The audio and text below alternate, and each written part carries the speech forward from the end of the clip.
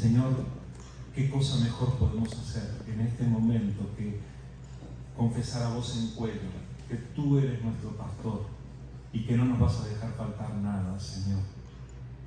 Señor, gracias por la convicción de que tú siempre nos pastoreas junto a aguas de reposo, nos llevas a pastos delicados. Señor, no hay nada mejor que ser una de tus ovejas, y aquí estamos, Señor. Queremos dejar que tú sigas obrando en nosotros, queremos darte la gloria y la alabanza que tú te mereces por ser nuestro bendito pastor. A ti sea toda la gloria, a ti sea toda la alabanza, Señor. Bendito sea tu precioso y poderoso nombre. Ahora, Señor, al considerar tu palabra, te rogamos que tú estés tocando la puerta de nuestro corazón. Ayúdanos, Señor, a poner en orden nuestras prioridades y darle importancia a las cosas que tú le das importancia, Señor. Y, Señor, aunque tengamos que ser diferentes al mundo que nos rodea, ayúdanos a estar dispuestos a pagar el precio y a caminar contigo, Señor. Habla en nuestro corazón, confórtanos conforme a tu gracia, Señor. En el nombre de Jesús. Amén, Señor.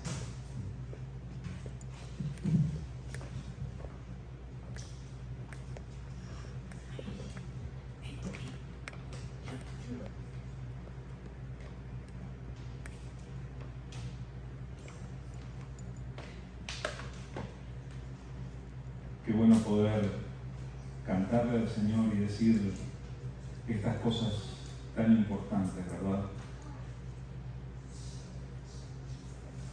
¿Es el Señor también tu pastor? Gracias a Dios yo tengo el privilegio de que me llamen pastor, pero soy muy consciente de que el verdadero pastor de todos nosotros es el buen pastor. Y hacia Él siempre tenemos que dirigirnos. Él es el infalible, el infaltable. De Él tenemos que traer todas nuestras necesidades y todas nuestras cargas. He estado orando esta semana para que el Señor nos ayude a poner nuestras prioridades en orden. Yo no sé si ustedes se dan cuenta con cuánta frecuencia se nos desordenan las prioridades y llegamos a darle importancia a cosas que en realidad no tienen tanta importancia, y a aquello que es de mayor importancia de todo, hay ocasiones en que lo dejamos a un lado y que no le dedicamos el tiempo, no le dedicamos los recursos, fallamos a la hora de poner en orden nuestras prioridades. Entonces, he venido con esta carga de que le llamemos importante a aquello a lo que Dios le llama importante.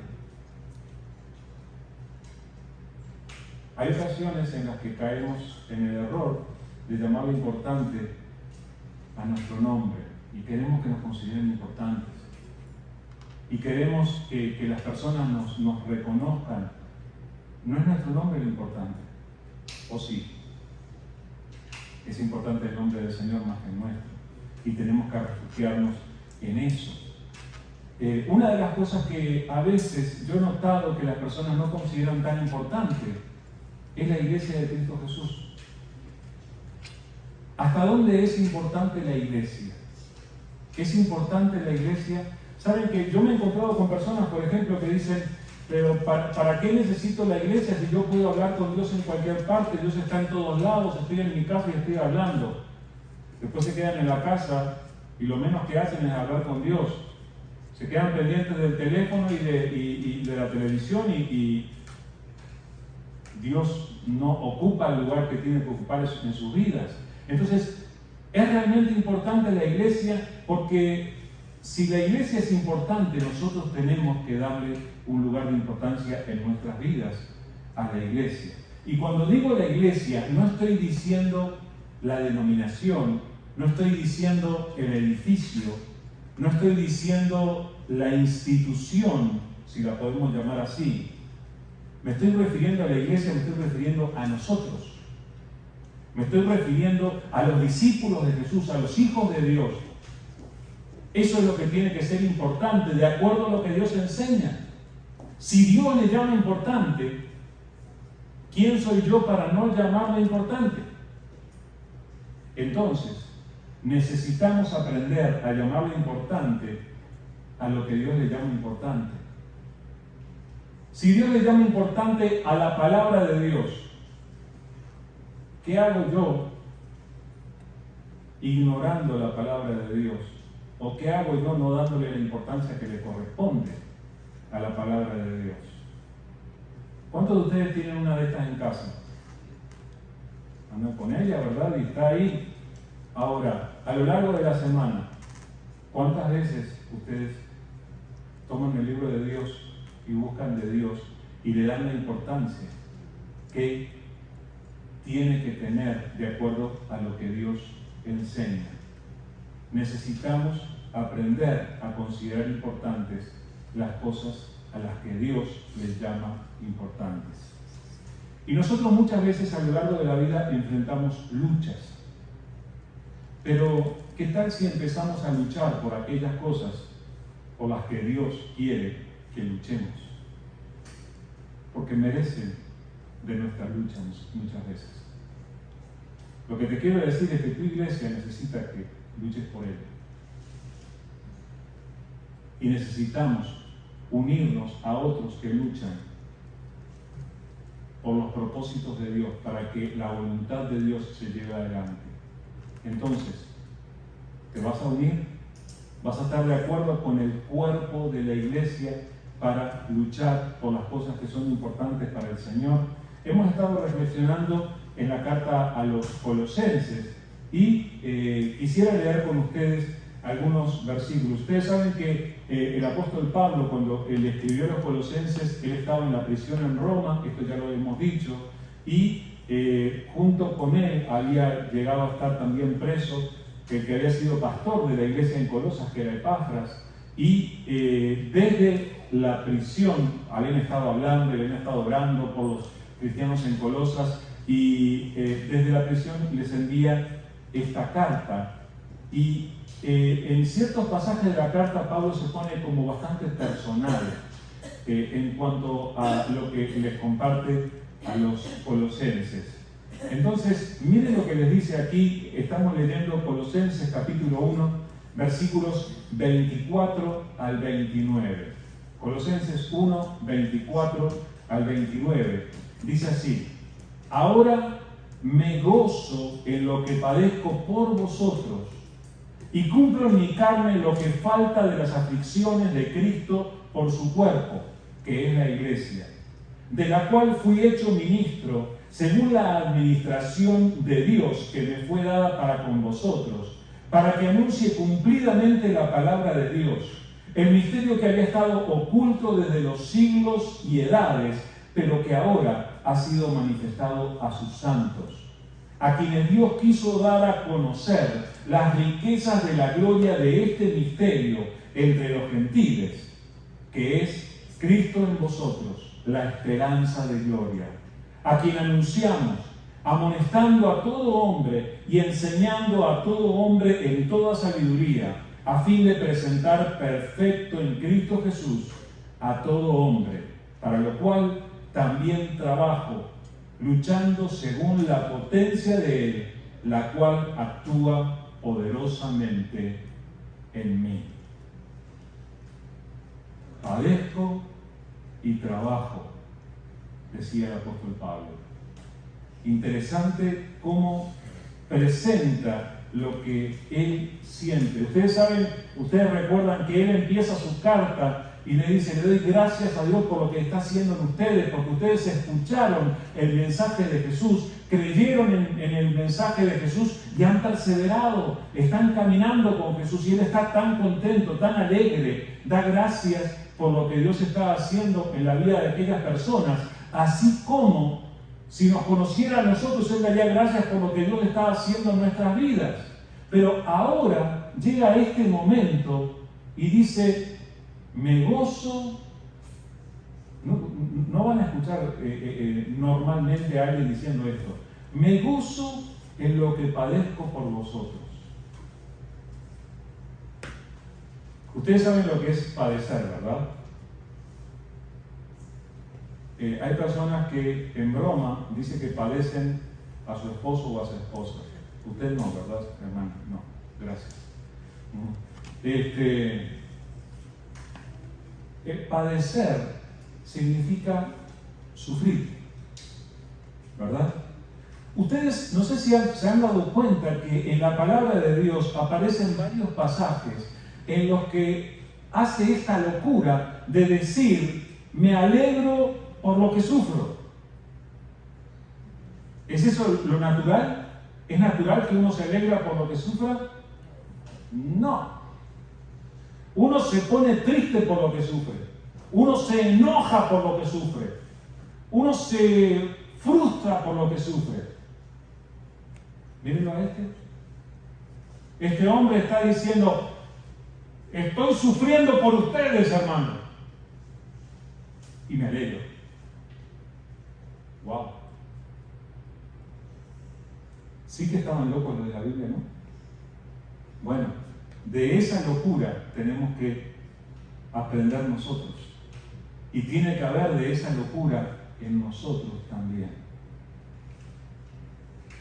Me gozo en lo que padezco. Para empezar, el apóstol Pablo sí estaba preso en Roma y era por haber predicado la palabra del Evangelio. A algunos no les había caído mal, lo habían acusado de rebelarse contra el imperio, contra el emperador, y había terminado allí preso. Pero, ¿saben qué? Él ni siquiera conocía cara a cara a los colosenses. A los que recibían esta carta ni siquiera los conocía. Entonces, ¿de qué habla cuando está diciendo, padezco por ustedes, sufro por ustedes? ¿De qué habla? Es interesante que cuando él había recibido noticias de estos cristianos que estaban en este lugar tan distante de donde él estaba, él había tomado la necesidad de ellos y sus vidas en su corazón y había resultado como una carga, como una necesidad de pedirle a Dios por ellos. Y cuando le pedía, era como que sufría. Señor, por favor, bendice a esos cristianitos, están siendo perseguidos, tienen sus luchas, tienen sus dificultades, y llevaba esa carga, y junto con su amigo Epafras, oraban juntos, pidiéndole a Dios bendición por aquellos cristianos, y aquello era una lucha. Estoy casi seguro que Pablo había derramado lágrimas por los colosenses. ¿Saben? Yo me pregunto, ¿quién derramará lágrimas por nosotros como iglesia? ¿Será tan importante la iglesia para nosotros como lo era para el apóstol Pablo? Que él experimentaba una lucha, un sufrimiento, aún por cristianos a los que nunca había visto. Nos tiene que importar así de mucho la iglesia, hermanos. Así de mucho nos tiene que importar la iglesia y tenemos que llevar juntos esta carga. Fíjense hasta dónde lo dice el apóstol Pablo, que él dice, cumplo en mi carne lo que falta de las aflicciones de Cristo por su cuerpo, que es la iglesia. Y miren, yo no quiero hacer alarde de ninguna posición, pero cuando uno asume el compromiso de servir a Dios para con la iglesia, muchas veces uno llega a derramar lágrimas. Cuando uno asume la importancia de la iglesia, uno empieza a orar por los diferentes hermanos, uno empieza a pensar en el crecimiento espiritual y numérico que necesitamos y uno siente la lucha. El desarrollo de la iglesia de Jesucristo está inmerso en un conflicto espiritual que sí es lucha y que sí implica sufrimiento. Y nosotros tenemos que unirnos a eso. Fíjate que Pablo decía, cumplo en mi carne, o sea, estoy completando lo que falta de las aflicciones de Cristo por su cuerpo, que es la iglesia. Y uno puede decir, ¿de qué está hablando Pablo? Si el sacrificio de Jesús en la cruz es suficiente para perdonar todos nuestros pecados, sí, Señor, sí lo es. Gloria a Dios por el sacrificio de Jesús. Sin embargo, quiero que ustedes recuerden que a lo largo de la historia, hombres y mujeres llegaron incluso a dar sus vidas, incluyendo el apóstol Pablo, para que la iglesia de Jesucristo se desarrollara, por no negar el testimonio de la iglesia de Jesucristo. En aquel tiempo había cristianos que estaban dispuestos a sufrir dolor si eso contribuía a que la iglesia del Señor se desarrollara. Hay ocasiones en las que nosotros ni siquiera sufrimos, sí, el sermón del pastor, que es un poco largo. Hay veces que sí, nos resulta, lo aguantamos, ese es nuestro sufrimiento. No, oigan, el Señor quiere que nosotros llevemos la carga de la iglesia, así como el apóstol Pablo lo hacía. ¿Cuál era el propósito lo que él esperaba? Que se anuncie cumplidamente la palabra del Señor, decía él.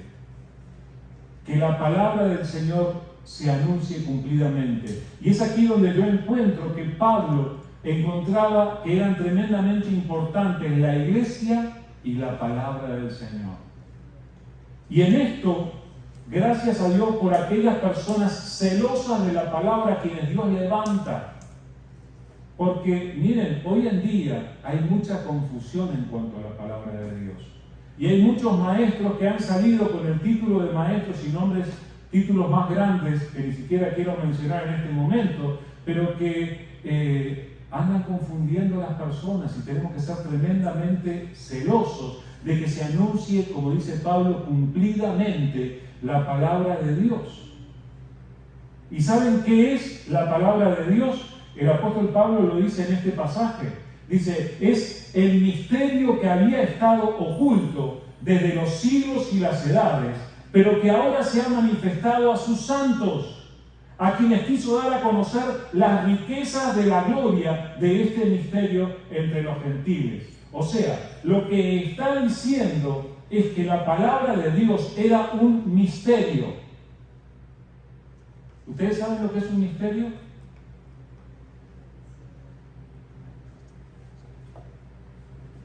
Un misterio es algo que no se ve. ¿Quién de ustedes sabe lo que hay en esta caja? Ustedes no saben porque nadie ha abierto la caja. Y yo le digo, tú no sabes tampoco. Si yo le digo, hay $15,000 aquí dentro, capaz que ustedes me creen. No se preocupen, hermano. ¿Ok? Pero un misterio es algo que no ha sido revelado, que no se conoce en general, que no se sabe. La palabra de Dios sigue siendo hasta el día de hoy un misterio para todos los que no le han prestado atención a Cristo Jesús. Ahora, la palabra de Dios había sido un misterio que había estado oculto desde siempre, pero que a Dios le dio el gusto de revelarlo a algunas personas. ¿A quiénes? A sus santos. ¿Saben quiénes son los santos? No son las estatuas que algunas personas ponen en ciertos lugares o que se ponen en ciertos templos. Los santos son los que creen en Jesús. Tú eres un santo, una santa en Cristo Jesús por haber creído en Él. A Dios le dio gusto que tú escuches, recibas y entiendas su palabra, ese misterio que hay muchas personas que no han conocido a lo largo de la historia y que hay muchos que no lo conocen ni lo entienden hoy. Y es riquezas de gloria. Son riquezas. ¿Y saben qué más es la palabra de Dios, este misterio revelado? Es Cristo Jesús, es Cristo en vosotros, la esperanza de gloria.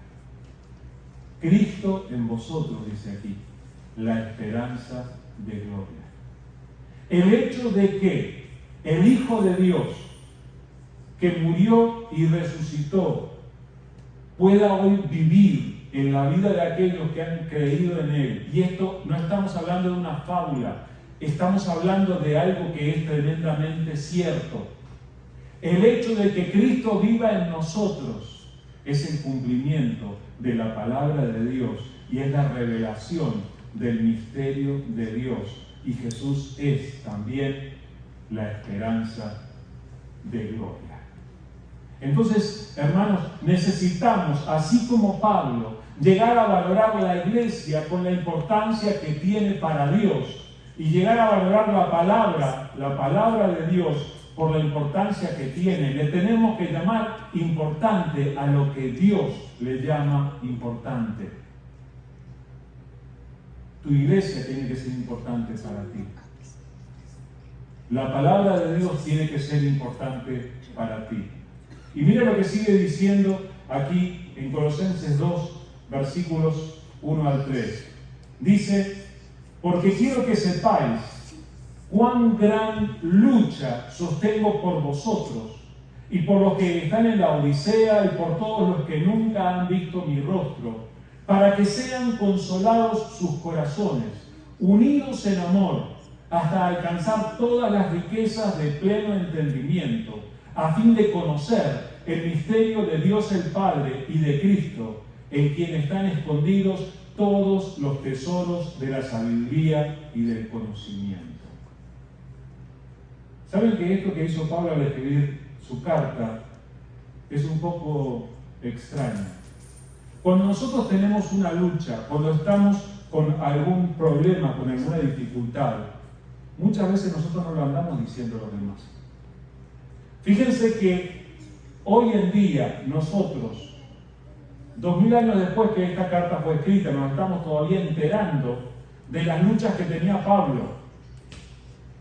Nosotros muchas veces llevamos nuestras dificultades, nuestros conflictos por dentro. Pablo les dijo, hermanos, quiero que sepáis cuán gran lucha sostengo por vosotros. Y no sé si se dan cuenta, pero por segunda vez les está diciendo, sufro por ustedes, hermanos. Y hermanos, yo lo quiero compartir con ustedes también. Muchas veces lloro por ustedes. Hoy le doy muchas gracias a Dios por verte, Víctor, después de un tiempo que no te había visto. Esta semana estuve orando por ti. Gracias a Dios que estás aquí. Pero lo mismo por cada uno. Y hay ocasiones en las que derramo lágrimas. Y no lo estoy diciendo para decir, wow, miren el pastor qué espiritual que es. No. Lo comparto porque creo que esta tiene que ser la carga de cada uno de nosotros. Tenemos que llegar a identificarnos unos con otros tanto que nos tiene que importar el otro y tenemos que luchar por el otro y tendríamos que poder llegar a decir a los hermanos, yo quiero que sepas que sostengo por ti una gran lucha. Estoy junto a ti. En este momento mi corazón está con Vela, con Alicia, con David, que están enfrentando esta situación difícil de la partida de Nina. Tenemos que luchar en oración, en intercesión. Tenemos que apoyarnos. Eso era a lo que se estaba refiriendo Pablo. Y él no solamente lo hacía por lo de Colosas, se dan cuenta que menciona a los de la Odisea. La otra referencia que hay a la Odisea es en el libro de Apocalipsis, cuando el Señor Jesús lo utiliza a Juan como mensajero para mandarle cartas a las 7 iglesias, y una de ellas es la de la Odisea, que era en lo que hoy en día es Turquía, y menciona a los que nunca han visto mi rostro. Dios quiere que nos importe lo que a Él le importa. Y aquí puedes mirar alrededor, cada una de las personas que hay aquí, a Dios le importan. Dios quiere que a ti también te importen. Eso es lo que nos está diciendo por medio del ejemplo de Pablo. Y él decía que él no luchaba conforme a sus propios recursos, sino luchando según la potencia de Él, la cual actúa poderosamente en mí. Esto decía al final del capítulo 1. Conforme a la potencia del Señor. Ahora, ¿por qué luchaba él? Mire por qué luchaba. Dice que luchaba para que sean consolados sus corazones. Para que sean consolados sus corazones. Hay personas en esta congregación cuyos corazones hoy en día necesitan consuelo. Oigan, necesitamos luchar por ellos. Necesitamos unirnos en esta lucha. Y eso es algo personal porque es algo que tú haces con Dios. Y hay veces que la otra persona no se llega a enterar o simplemente tú le das luego un abrazo, pero es importante que tú luches por la otra persona. Así como en otras ocasiones es importante que luchen por ti. Cuando tú necesitas consuelo, necesitamos luchar para que haya consuelo en nuestros corazones. Fíjate que el apóstol Pablo luchaba para que los cristianos fueran unidos en amor. Y hay una insistencia de la palabra del Señor en esto. El propio Jesús oraba: Padre, estos que han creído en mí, que sean uno, como tú y yo somos uno. El propio Jesús luchaba en oración, pidiendo la unidad de sus hijos. ¿Nos vamos a quedar nosotros afuera de esa lucha? No, Señor. Nos vamos a unir, así como Pablo. Y le vamos a llamar importante la unidad de la iglesia. Si es importante para Dios, tiene que ser importante para nosotros.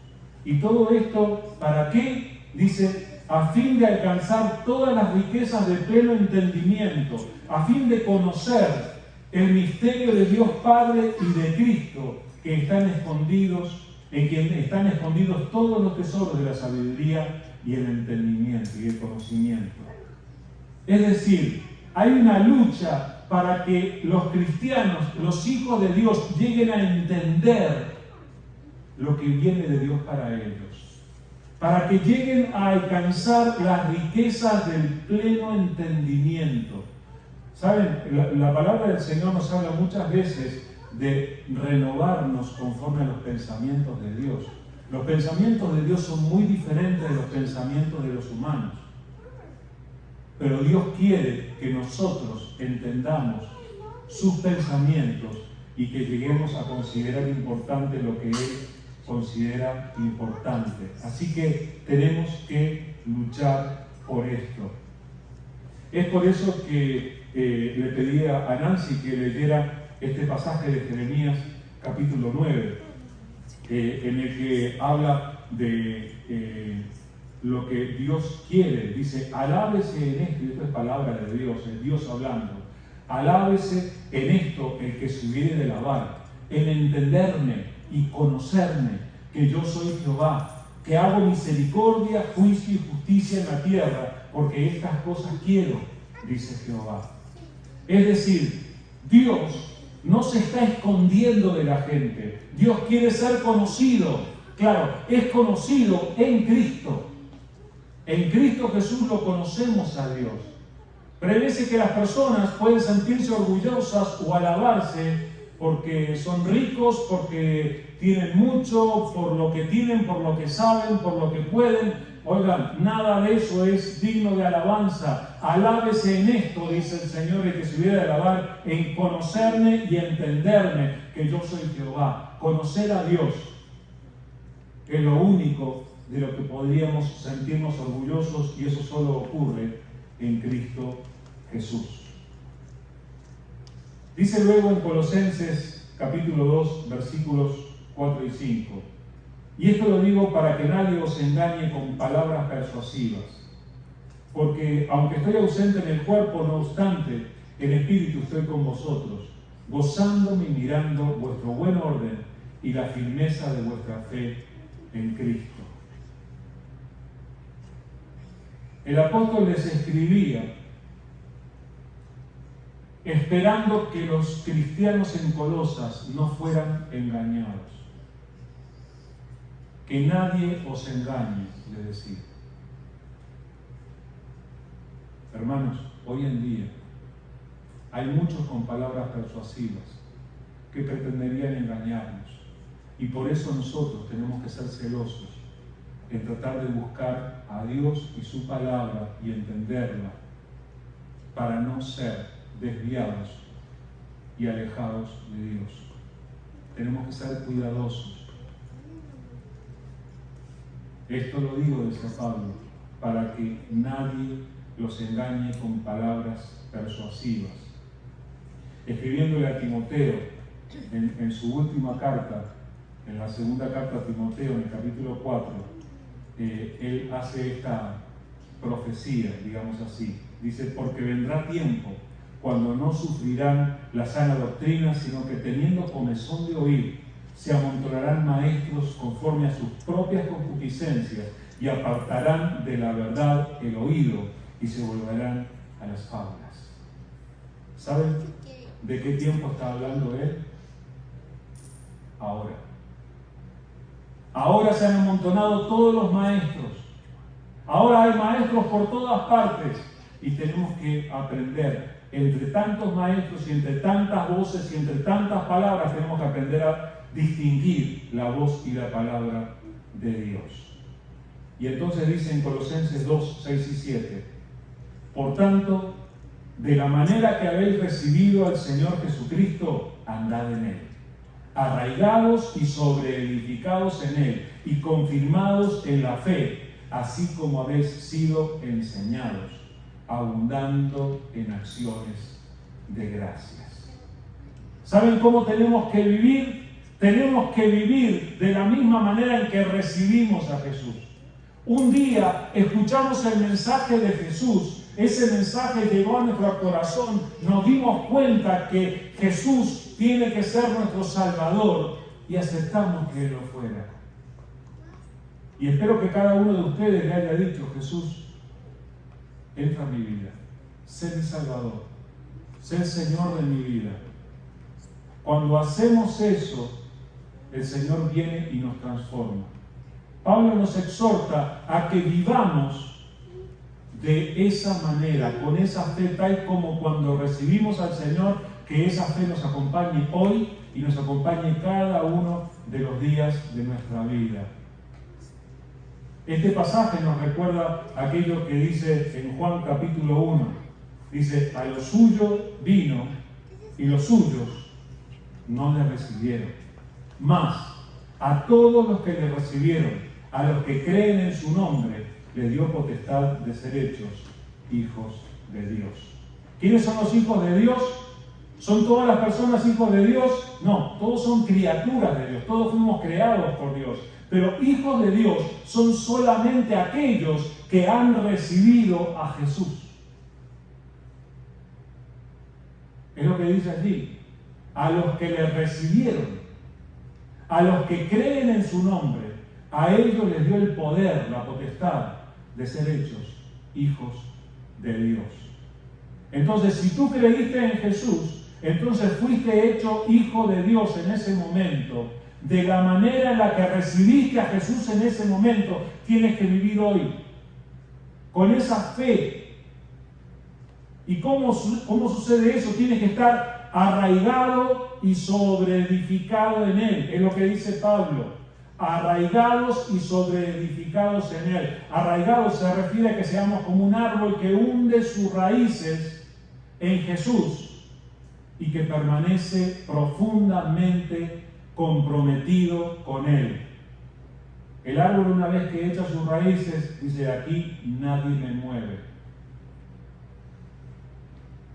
El que cree en Jesús tiene que permanecer arraigado en Él. Y sobreedificado es una referencia a un edificio que es establecido sobre un cimiento firme. Y entonces nosotros tenemos que vivir firmemente establecidos sobre Cristo Jesús. ¿Cuáles son los puntos de apoyo firme de tu vida? ¿En qué se apoya tu vida? Que no se apoye tu vida en lo que tienes, que tu vida se apoye en Cristo Jesús. Y que vivamos, dice, confirmados en la fe. O sea, que la palabra haga su impacto en nosotros porque hemos creído, pero luego que cada día esta fe se confirme, se vuelve a mostrar tu fe. Se vuelve a manifestar Y luego dice que abundemos en acción de gracias. Y quiero exhortarles a esto, hermano, que no pase un día de tu vida sin que le digas gracias a Dios. Porque aún en los días más difíciles, en los días de más lucha de nuestra existencia, siempre hay bendiciones de Dios en nuestra vida.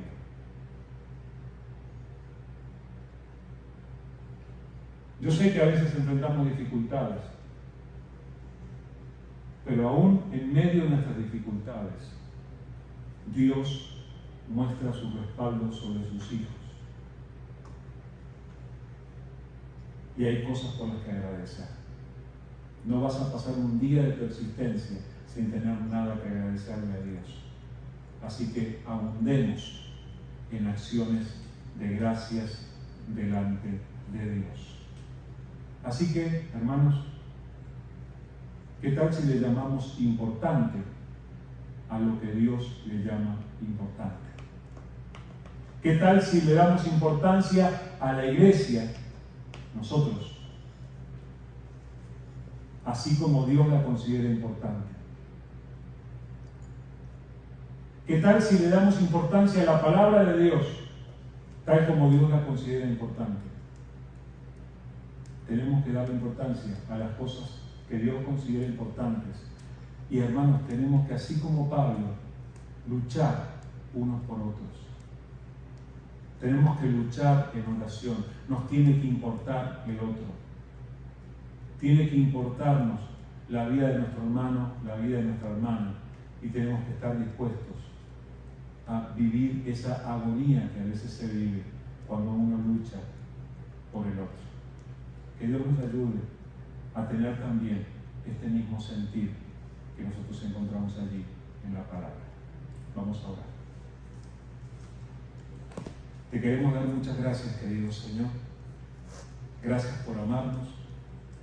Gracias, Señor, por la obra que tú has hecho, que estás haciendo y que aún harás en nosotros. Señor, en tu palabra estamos recibiendo esta exhortación a poner en orden nuestras prioridades y a llamarle importante a lo que tú le llamas importante. Ayúdanos, Señor, por favor.